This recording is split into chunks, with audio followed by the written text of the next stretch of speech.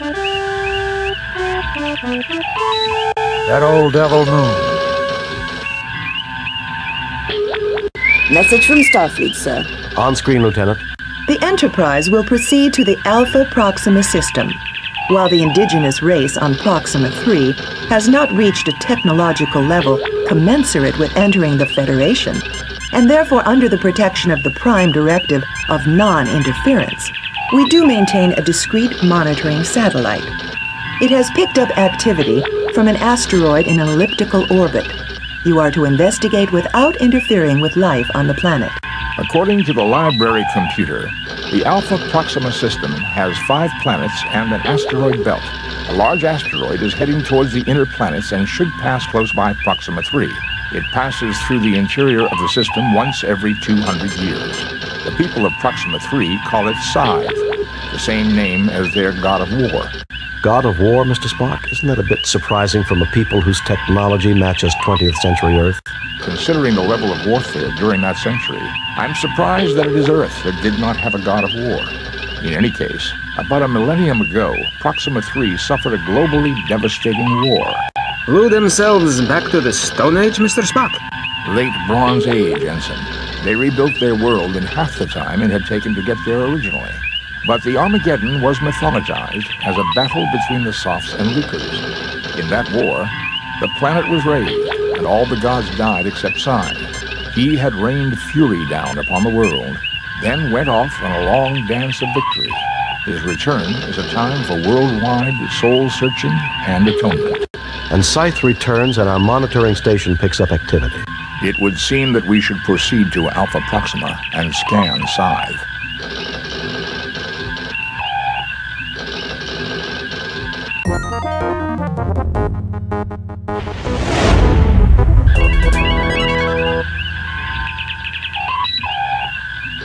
Entering standard orbit. A sensor scan of Scythe reveals surface features consistent with damage left by a nuclear attack. It would seem to have been a target during Proxima's war. Scythe rained fury down on the planet and then left on a dance of victory. A missile base, Captain? It would seem to make sense. Captain, I just monitored a narrow beam message from Scythe to Proxima 3. I don't have it all. I just caught a bit of the initial burst. I'm attempting a translation, but it appears to be a computer code. Any response from the planet? The Proxtrites will not have the equipment necessary to understand and reply to that code for another 25.6 years at their present rate of development.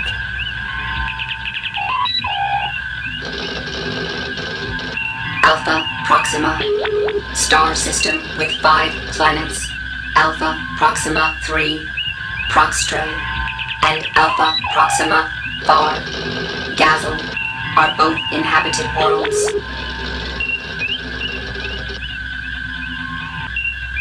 Proxtrae, the 3rd planet in the Alpha Proxima system.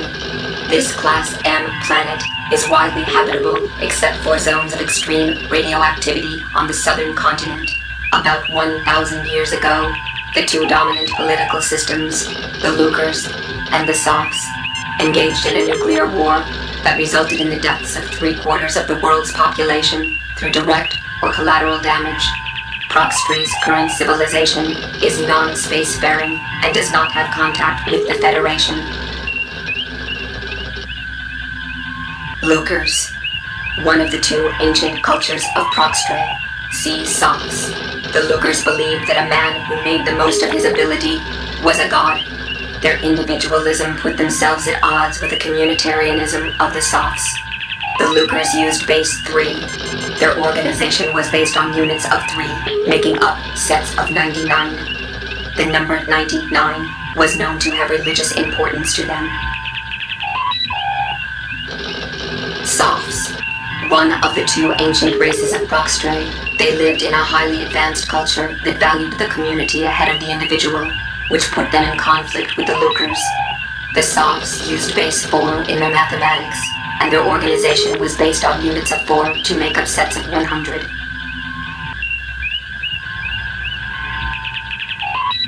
Scythe, a large asteroid in an elliptical orbit in the Alpha Proxima system. Spectral analysis of its composition indicates that it has minimal atmosphere and that it was once a moon of the planet Proxtrae, hurled out of its orbit by a catastrophe. The 17th letter of the Lucre alphabet is named Psi, probably not by coincidence. Spock, come with me. Mr. Scott, you have the car.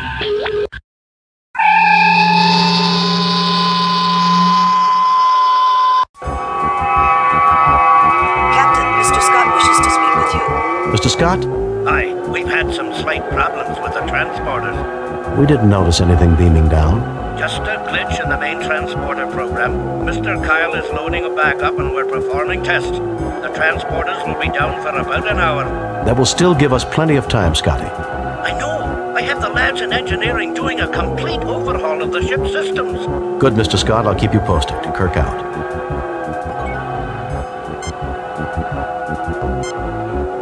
The rocks have a high quantity of triphosphorus silver in them.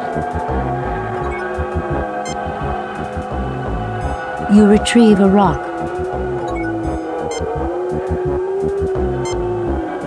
Large quantities of atmosphere are being circulated through these rocks. I would guess there are storage units within this satellite which are constantly replacing the atmosphere that is lost because of this moon's weak gravity.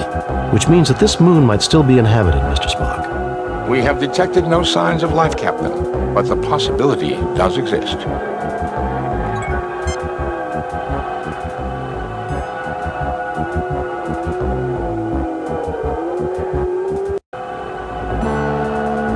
Captain, I'm afraid we got a wee problem here. What is it, Scotty? There is some sort of virus in the main computer. Our phasers and tractor beams have been disabled, and there's no way we're getting them back in 3 hours. There goes our backup plan. Do what you can, Mr. Scott. Aye, I will, Captain. I may yet have a trick or two that I can pull, but don't count on any miracles. Isolate that virus. That's your #1 priority. That it is, Captain. We'll keep you informed. Scott out. The door still appears to be in operating condition. Working display panel, Captain. There is power running to the keypad.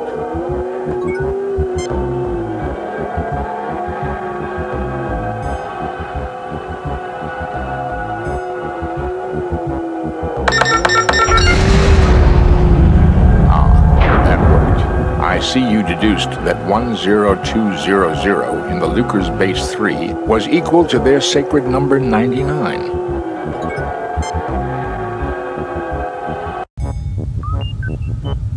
Report, Scotty. How are things going? About as badly as a killed in a blast furnace, Captain. Wait a minute. Lieutenant Uhura has some news for you. The virus came from our sensor sweep of the moon's computers. We believe we have analyzed the memory sectors it attacked. Well done, Uhura. I wish I could take credit for it. It was Mr. Kyle who found the pattern.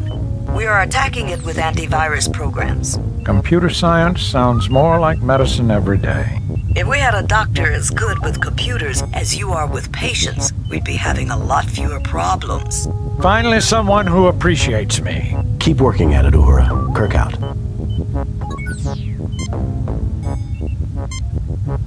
A computer terminal, Captain. It uses the Lucre alphabet. I think I can decipher it.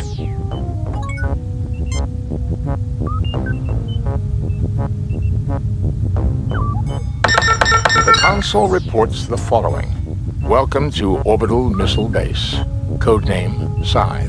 This base has been operational for the past week. It has completed 1 successful fire mission.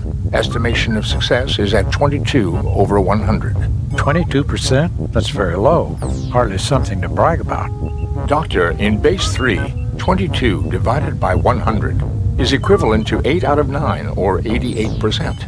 I would think that quite satisfactory, given this base's probable mission of destroying the soft forces on Proxtrae. It says the base has been operational for a week, but this has been here for 1,000 years. If the Lucres built this base with a clock that told the time by measuring the moon's rotational speed, or the gravitational forces generated by Proxtrae and the sun, the computer may have calculated only a week of time has passed since its first action. I might be able to learn more with another look at the console. There is a substantial amount of data here, but in summary, Scythe was created by the Lucres as a launching platform for missiles to keep the Softs subjugated to their influence. The Softs managed to infiltrate the base. However, their actions triggered Scythe's auto-attack mechanisms and initiated a holocaust that nearly annihilated the planet. One soft strike did, in fact, hit the moon and deflected it from its orbit. It has been dormant since then. So why has the base been activated again? Given the damage to the moon, its slow rotation and orbit, it has never realized the war is over. On this pass, for the first time, it has detected radio wave transmissions from Proxtree. Because it does not recognize them, it assumes the Softs are still active. Its transmission to the planet, I would assume, was some sort of a check beacon to see if it should continue its mission. Jim, let's return to the ship and blast this place to destroy its weapons. Doctor, this moon is a god to the people down there. If we destroy it, we will violate the Prime Directive. Spock is right, Bones. Spock, what are the chances that we could decode the transmission and send a stop code to the base? In trinary or decimal? Spock! 1.327 million to 1, provided the archaeological studies about Lucre's languages are correct. Our other option is to get into this base and see if we can bring the computers down. This door is similar to the one on the outside of the secure lock, except that it has not weathered over the years. Electrical panels indicate the keypad on the right controls the door. This keypad is fully functional and controls the door. Its entry code is in base 3.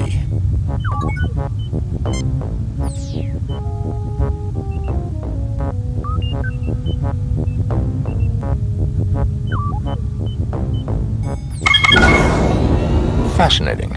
If the Federation language studies were correct, the ideograph for the word Scythe in the Lucre's language is the 17th symbol in their alphabet that corresponds with 122 in base 3.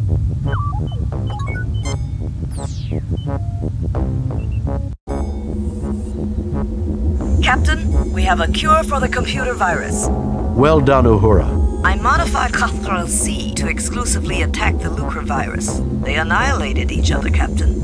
Fascinating, Lieutenant. The Klingons aren't going to be happy to learn that they helped us.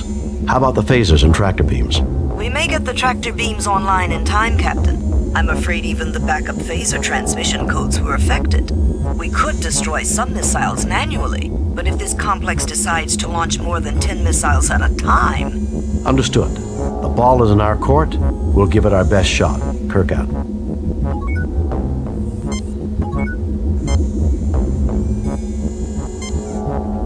This panel has a slot in it rather than a keypad. The slot bears traces of triphosphorate silver, and power is currently running to it. I am recording the pattern of this lock into my tricorder.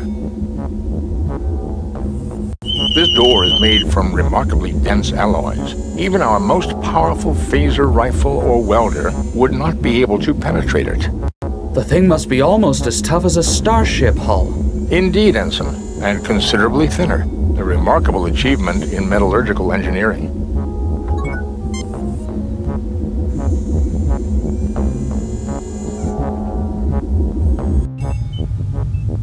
Can't say I like the decor. The Lucres did not leave behind many examples of their architecture. I can see why. Captain, with the 3K AG content of the surface rocks and the tricorder scan of the pattern inside the lock, I believe the laser drill can be used to fashion the ID card needed to open the sealed door in the other chamber.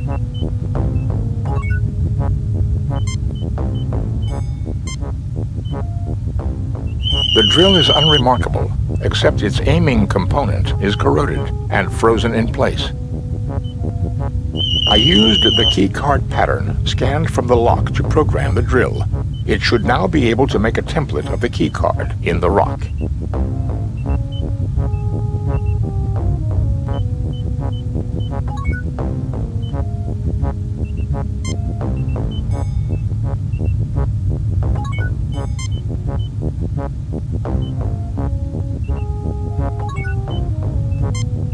This box contains old wire and connectors.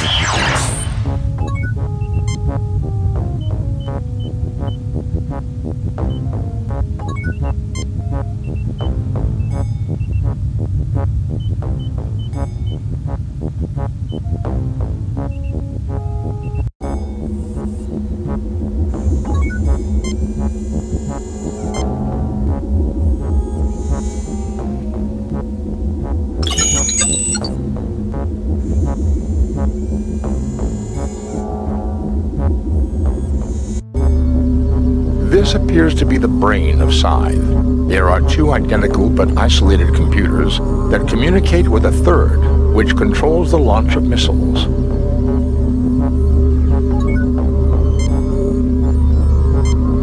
Readings indicate an extremely high radiation level beyond those doors. It would be fatal to proceed beyond them. This computer directly controls the missile launch system. There is no way to interface with it directly, but the other two computers are accessible. A crude uranium-235 nuclear device with lithium-beryllium shells to increase heavy particle fallout. This computer is functional and performing an average 0.75 million operations per second. This computer is functional and performing an average 1.2 million operations per second.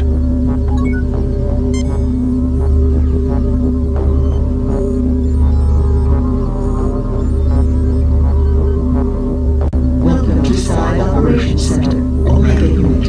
Estimated time to optimal launch range is 1.31 hours adjusted.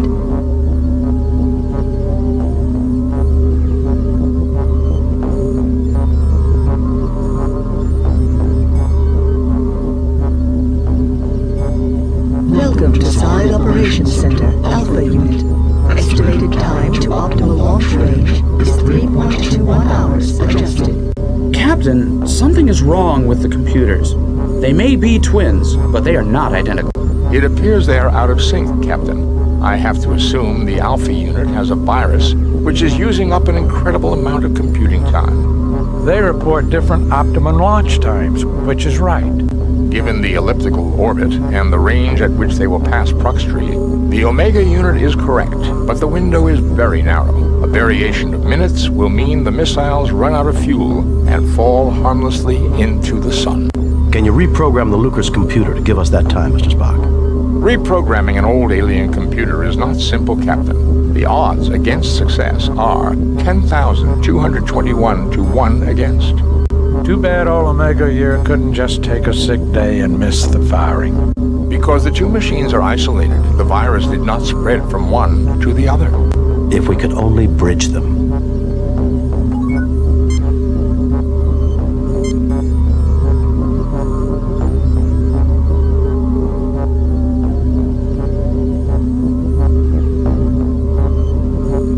The connector snaps into place.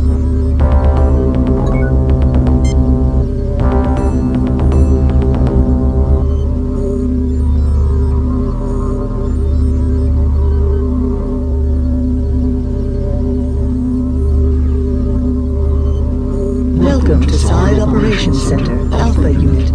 Estimated time to optimal launch range is 3.21 hours adjusted.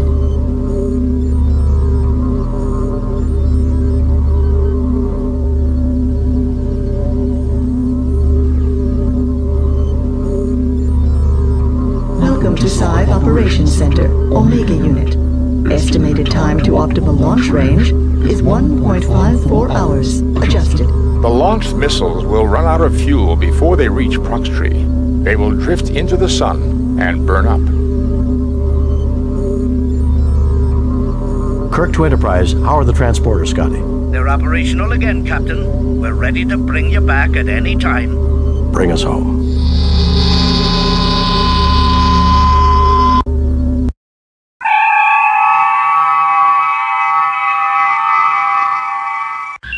Message from Starfleet. On screen, Lieutenant. We have read your report on the problems at Proxima 3 and evaluate your performance at 100%. You and your crew received 4 commendation points. A perfect mission, Jim. You are a model for all Starfleet. Hard to believe that Earth came so close to the brink itself. Vulcans, too. Both, in the end, looked into the abyss and came to the only logical conclusion. Logic? Humans? I'm dreaming, Jim. Sometimes it is harder and braver to make peace rather than war. Sounds like emotion had its part to play in a positive sense, too. I don't know about you, but I'd like to bid an emotional goodbye to Alpha Proxima myself.